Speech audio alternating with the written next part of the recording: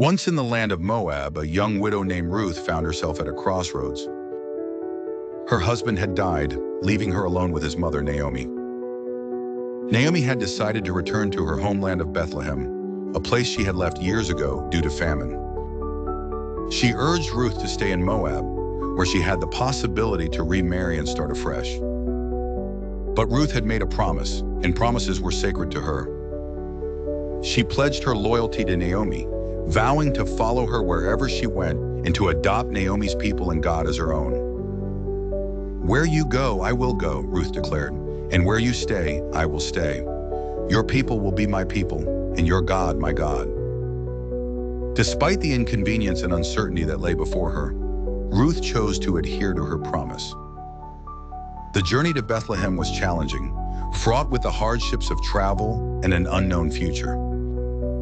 Ruth found herself in a foreign land with different customs, a place where she could face prejudice as a Moabitess.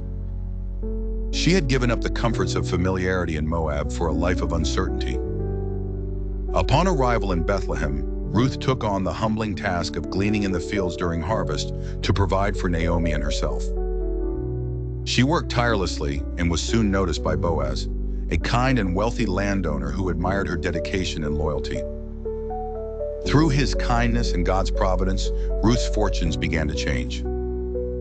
Eventually, Ruth and Boaz were married, a union that brought blessings not only to them but to Naomi as well, fulfilling God's greater plan for Ruth's life. Through her son Obed, Ruth became part of the lineage of David, and eventually Jesus, offering salvation to many. Ruth's choice to keep her promise despite the inconvenience teaches us that true commitment often requires sacrifices, but can lead to unforeseen blessings. Commit your way to the Lord. Trust in Him, and He will act.